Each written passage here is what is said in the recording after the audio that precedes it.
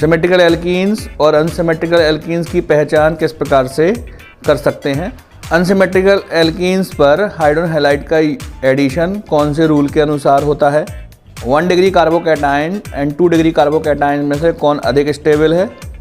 Hydrogen halides क्या होते हैं और इनकी रिएक्टिविटी ऑर्डर को हम किस प्रकार से एक्सप्लेन कर सकते हैं। आज के इस वीडियो में हम इन सब की स्टडी करेंगे।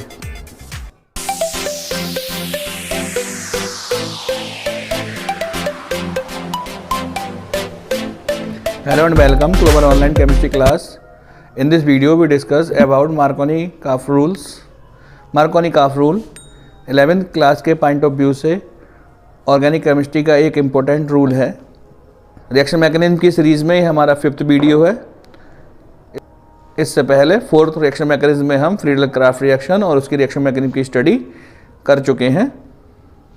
एल्कीन्स में हाइड्रोजन हैलाइड और पोलर मॉलिक्यूल्स का एडिशन किस प्रकार से होता है, ये हमको मार्कोनी-काफ रूल से ज्ञात होता है।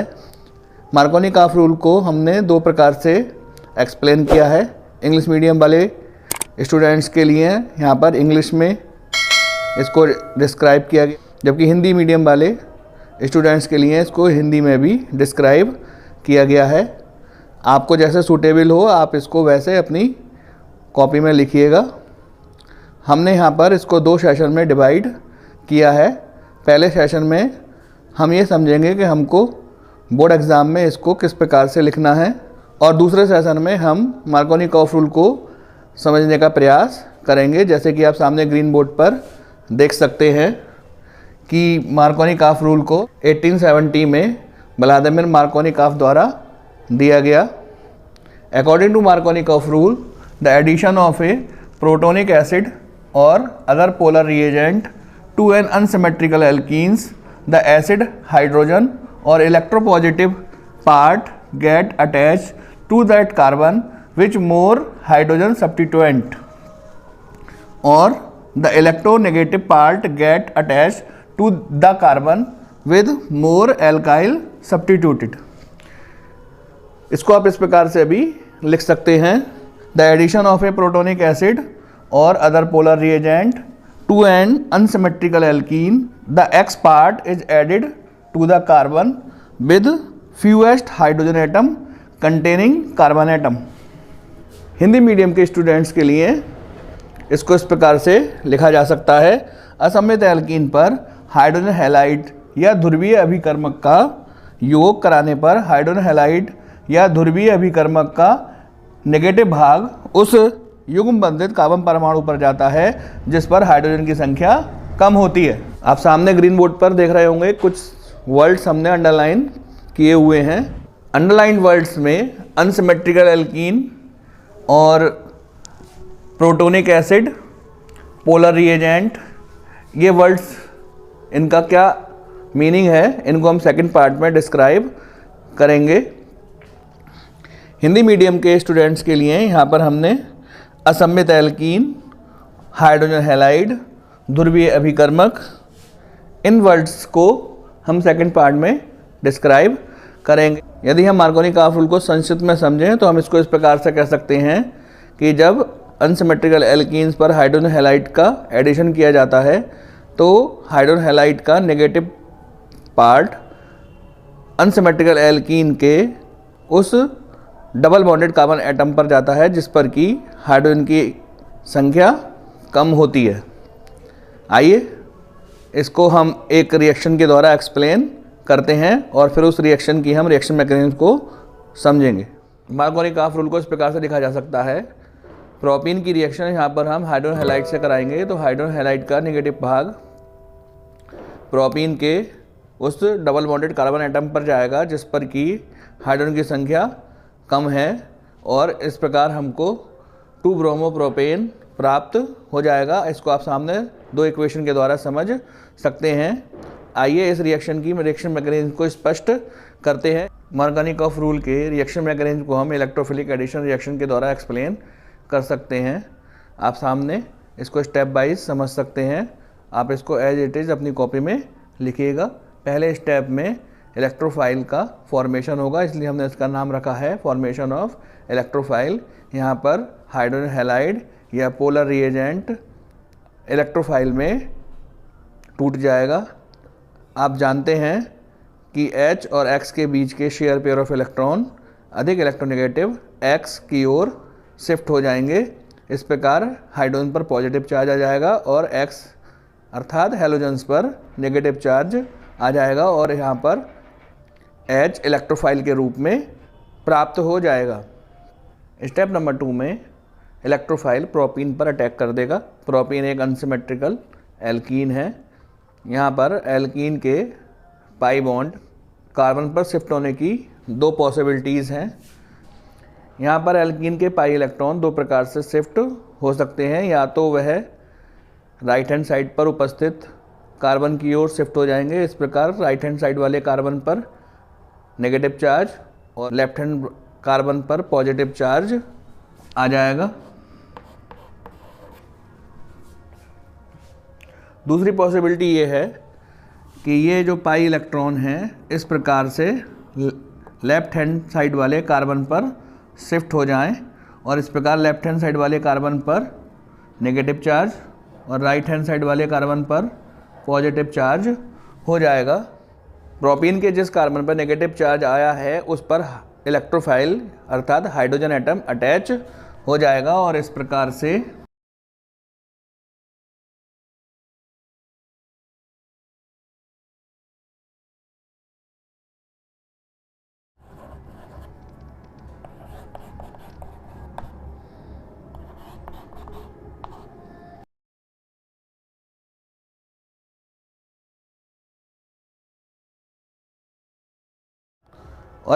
हमको कार्बोकैटायन प्राप्त होगा। ये कार्बोकैटायन 2 प्रकार का है। ये कार्बोकैटायन 2 डिग्री कार्बोकैटायन है, जबकि नीचे वाला कार्बोकैटायन 1 डिग्री कार्बोकैटायन है।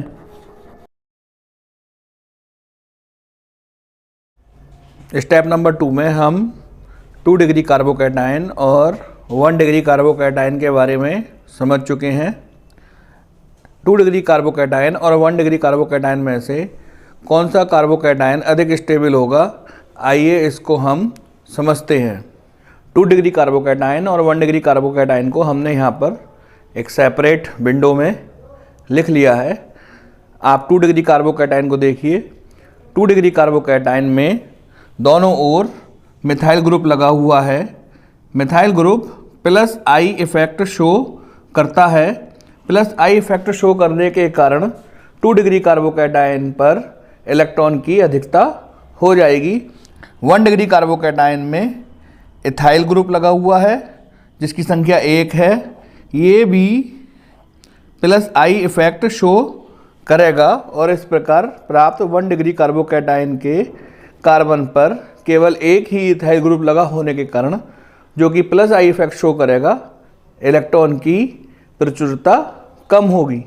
अतः हम यहाँ पर कह सकते हैं कि 2 डिग्री कार्बोकैटायन उसके दोनों ओर 2 CH3 ग्रुप लगे हुए हैं, अतः वह अधिक स्टेबल होगा क्योंकि उसका प्लस आई इफेक्ट अधिक होता है, जबकि 1 डिग्री कार्बोकैटायन में केवल एक ही इथाइल ग्रुप लगा हुआ है जिसका प्लस आई इफेक्ट कम होने के कारण इस प्रकार प्राप्त 1 डिग्री कार्बोकैटायन कम स्टेबल होगा। इस प्रकार हमने जाना स्टेप नंबर 2 में प्राप्त 2 डिग्री कार्बोकैटायन अधिक स्टेबल होता है, जबकि 1 डिग्री कार्बोकैटायन कम स्टेबल होता है। आइए स्टेप नंबर 3 की ओर बढ़ते हैं। स्टेप नंबर 3 में ये 2 डिग्री कार्बोकैटायन शेष बचे हुए हैलाइड आयन से रिएक्शन कर जाएगा और इस प्रकार 2 डिग्री कार्बोकैटायन के कार्बन पर हैलाइड का अटैचमेंट हो जाएगा और हमको यहाँ पर 2 हैलो एल्केन प्राप्त होंगे, जैसा कि आप सामने स्टेप नंबर 3 में देख रहे हैं। इस प्रकार हम मार्कोनी-काफ रूल की रिएक्शन मैकेनिज्म को अपनी कॉपी में लिख सकते हैं।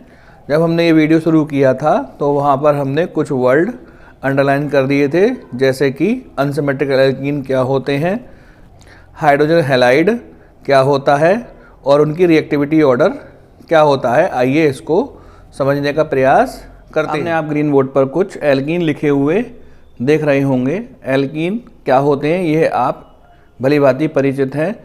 ऐसे ऑर्गेनिक कंपाउंड जिनमें डबल बॉन्ड पाई जाती है उनको हम एल्कीन कहते हैं। ये दो प्रकार के होते हैं, सिमेट्रिकल एंड अनसिमेट्रिकल। सामने ग्रीन बोर्ड पर कुछ सिमेट्रिकल एल्कीन और कुछ अनसिमेट्रिकल एल्कीन्स लिखे हुए हैं। आइए इनको समझने का प्रयास करते हैं कि ये सिमेट्रिकल क्यों कहलाते हैं। यदि आप सिमेट्रिकल एल्कीन को देखेंगे तो उसमें आप पाएंगे डबल बॉन्डेड कार्बन एटम के पास सेम नंबर ऑफ हाइड्रोजन उपस्थित हैं। जैसा कि आप यहाँ पर भी इसको देख सकते हैं, डबल बॉन्डेड कार्बन एटम पर same number of hydrogen present हैं। यदि ऐसा होता है तो हम कह सकते हैं कि इस प्रकार के एल्कीन सिमेट्रिकल एल्कीन कहलाते हैं। यदि आप अनसिमेट्रिकल एल्कीन्स को देखें तो आप पाएंगे कि डबल बॉन्डेड कार्बन एटम पर उपस्थित हाइड्रोजन्स अलग अलग नंबर्स में है। यहाँ पर नंबर ऑफ हाइड्रोजन 2 हैं जबकि यहाँ पर नंबर ऑफ हाइड्रोजन केवल 1 ही है।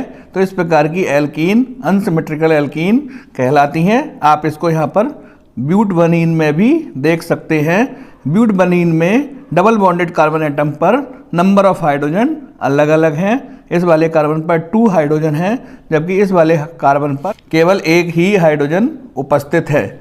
तो ऐसे एल्कीन जिनमें कि डबल बॉन्डेड कार्बन एटम पर नंबर ऑफ हाइड्रोजन डिफरेंट होते हैं उनको हम अनसिमेट्रिकल एल्कीन कहते हैं। और मार्कोनी-काफ रूल अनसिमेट्रिकल एल्कीन पर ही अप्लाई होता है। आइए हाइड्रोजन हैलाइड्स को समझते हैं। हाइड्रोजन हैलाइड्स के एग्जाम्पल आप सामने लिखा देख रहे होंगे। इनको HX से शो करते हैं। Share pair of electron hydrogen और हेलोजन के बीच में होता है। यहाँ पर हेलोजन की इलेक्ट्रोनेगेटिविटी अधिक होती है, अतः शेयर पेयर ऑफ इलेक्ट्रॉन थोड़ा सा हाइड्रोजन से हेलोजन्स की ओर को शिफ्ट हो जाता है। इस प्रकार हेलोजन्स पर एक नेगेटिव चार्ज और हाइड्रोजन पर थोड़ा सा पॉजिटिव चार्ज आ जाता है। तो हम कह सकते हैं कि हाइड्रोजन हैलाइड्स पोलर नेचर के होते हैं।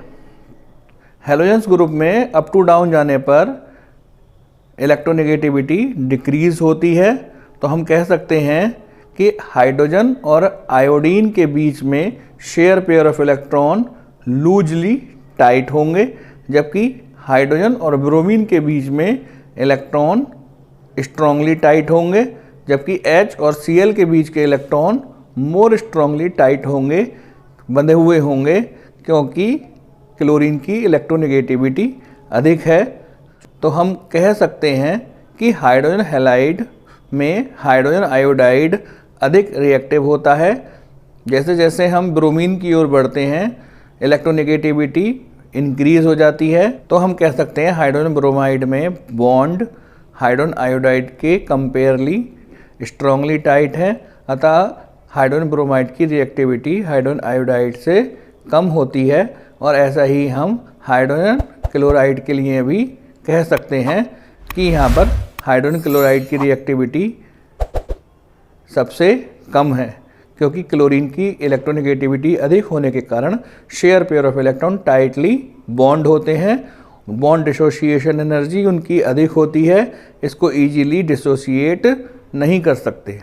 तो हम कह सकते हैं हाइड्रोजन हैलाइड में रिएक्टिविटी का डिक्रीजिंग ऑर्डर हाइड्रोजन आयोडाइड से हाइड्रोजन ब्रोमाइड और हाइड्रोजन ब्रोमाइड से हाइड्रोजन क्लोराइड की ओर शिफ्ट हो जाता है।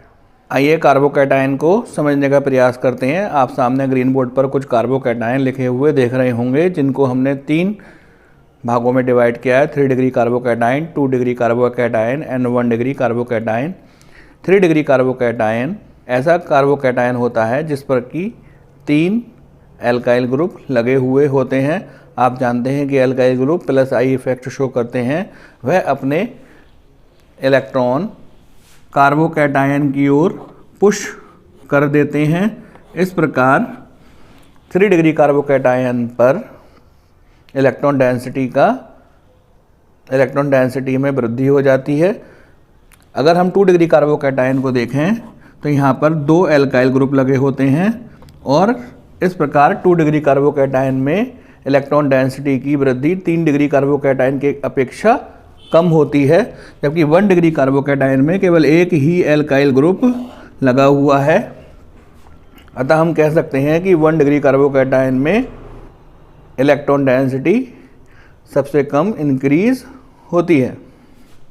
उपरोक्त डिस्कशन से स्पष्ट है कि 3 डिग्री कार्बोकैटायन ज़्यादा स्टेबल होता है और 2 डिग्री कार्बोकैटायन उससे कम स्टेबल होता है, जबकि 1 डिग्री कार्बोकैटायन सबसे कम स्टेबल होता है। यही कारण है कि मार्कोनी-काफ रूल में 2 डिग्री कार्बोकैटायन बनने के कारण हैलाइड आयन 2 डिग्री कार्बोकैटायन पर जाकर के अटैच हो जाता है। अतः हम कह सकते हैं कि मार्कोनी-काफ रूल में अनसिमेट्रिकल एल्कीन पर जब हम हाइड्रोजन हैलाइडों का एडिशन कराते हैं तो हाइड्रोजन हैलाइडों का नेगेटिव पोर्शन उस डबल बॉन्डेड कार्बन एटम पर जाकर के ऐड होता है, जिस पर हाइड्रोजन की संख्या सबसे कम होती है। मार्कोनी-काफ रूल ऑर्गेनिक केमिस्ट्री का एक इम्पोर्टेंट रूल है। आप इस वीडियो को बार बार देखिए और पॉज करके इसको अपनी कॉपी में लिखिए। यदि आपको कोई क्वेरी है या आपको कुछ पूछना है तो आप व्हाट्सएप ग्रुप पर इसको पूछ सकते हैं या नीचे कमेंट सेक्शन में लिख सकते हैं। अब जब हम अपने नेक्स्ट वीडियो में मिलेंगे तो हम एंटी मार्कोनी-काफ रूल के बारे में बात करेंगे।